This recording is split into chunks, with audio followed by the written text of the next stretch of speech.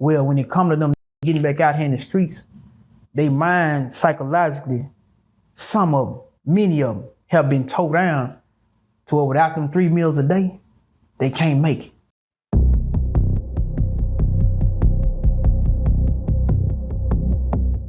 You know, as we do these prison stories, you know, we never do it to glorify things that go on in there, you know what I'm saying? This is just more so for educational purposes and just trying to give people your experiences and go from there, man. Kane, if you don't mind, I'd like for you to speak to, you know, since you've been out, the brotherhood of prison as far as, you know, those inmates who actually been in there, who's still in there. If you could speak to those who are mentally going through it, like mentally breaking, whether they still in there or they even out here in the streets and they're having these mental breakdown moments, these episodes to where they feel like, you know, they just can't make it, they just can't take it. Of course, there's a way to push through, but if you don't mind speaking to those people that is on that precipice of having a mental breakdown, whether inside or out. Man, you know what, I'm gonna give you a comparison, man, that a lot of people ain't took in consideration. Have you ever heard the narration where they say the government created welfare to remove the black man from the household so that the black woman would raise her kids on a single basis by providing her everything that she needs? We're gonna spin that around and go back to the prison aspect. The government provides a prisoner with 3 meals a day, running water, a TV, a bed, and even a punk as a woman if you settle for that type of shit, right? But what that does is, to the mind state of a lot of niggas, it's the same thing they did to the black woman, to where it's easy for her to say, you nigga, I don't need you. Why? Because Uncle Sam is my new man. He gonna send them stamps through here every month. Well, when it come to them getting back out here in the streets, they mind psychologically, some of them, many of them have been towed down to where without them 3 meals a day, they can't make it.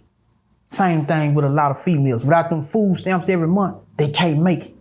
With this, without that free running water and shit every day, they can't make it. And that's how a like me will get out here and I'll see her and be like, bro, you can recognize me. Why? Look at me. Nigga, I look like this locked up. Nigga, I look like this when I was in high school. I'm looking like this right now. I can't recognize you though, because you done morphed into some more shit, drugs, alcohol, and the lack of mental strength to see your way through this maze.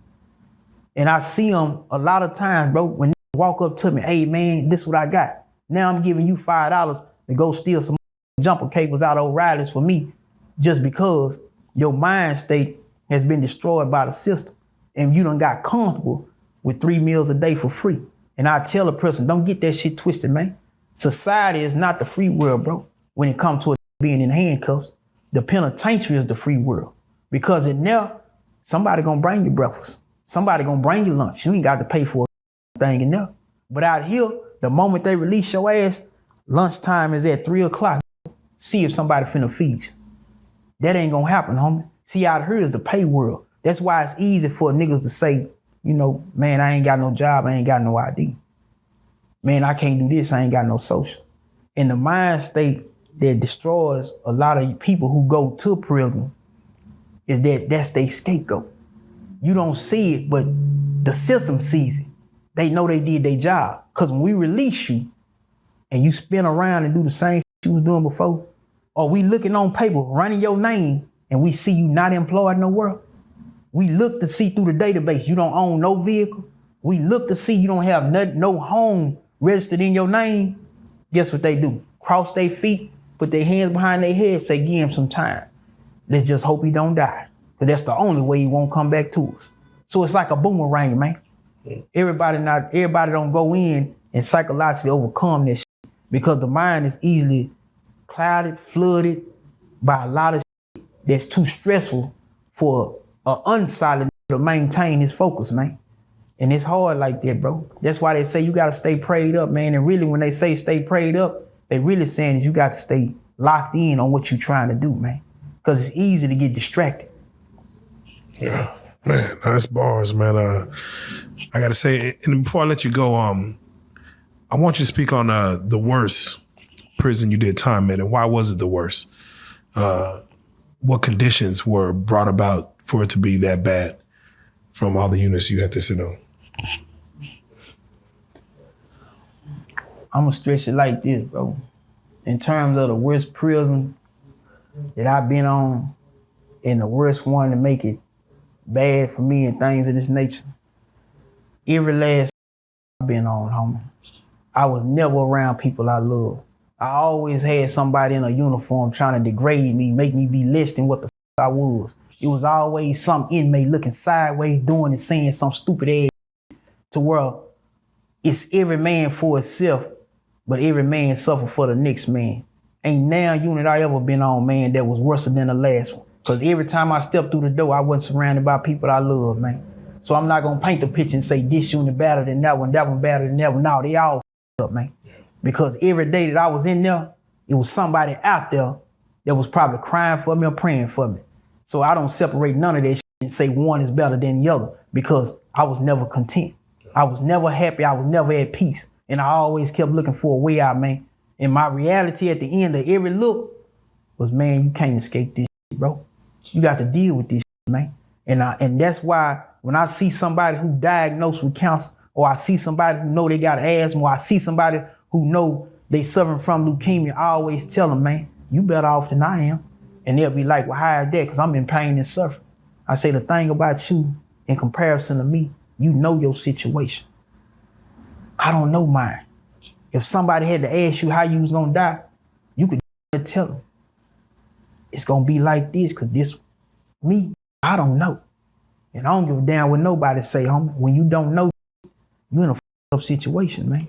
But when it comes to that prison, bro, I would never say one unit worse than all, because the fact of the matter is, every last one I've been on, I survived. So it wasn't that. It was the fact that I was away from them that made every last one of them up. But some people come tell you, oh man, I went to this unit, it was like this. I went to that unit, I was like that. Okay, well, from a psychological standpoint, how many times you been to prison? And if a tell you he been 3 or 4 times to pen and did a combination of this, just say, homie, you got comfortable. Because you don't go in and go out. You don't go in and go out. That ain't what niggas do, man. Unless you was in there on time out and not doing time. See, 3 or 4 years, that's time out to me, man. I wasn't in time out. I was doing time. So it's a difference. Because when you take a for 4 years, it ain't shit for him to go back. Why? He didn't miss nothing. In 4 years, the kids that was kids when you left, what they went from 4 to 8, they still kids when you get out. You ain't missed a bitch ass thing. Your family tree probably still blooming around this bitch. Nah, homie, you got to go in that bitch and sit in that hoe. And then not just go in there and sit in that bitch, but be like a who don't give a damn, who got to do what the need to be done. And when you step on your toes, you step on their head. Get out there like that, man. Let them folks read you your rights 2 or 3 times, and then you starting to see you and your like. When I spoke to you about me being in solitary confinement, me being in administrative segregation and doing all them years locked up, it didn't take long for my story to somewhat be substantiated by the people that come to your platform, who you run into, who associated with that know me.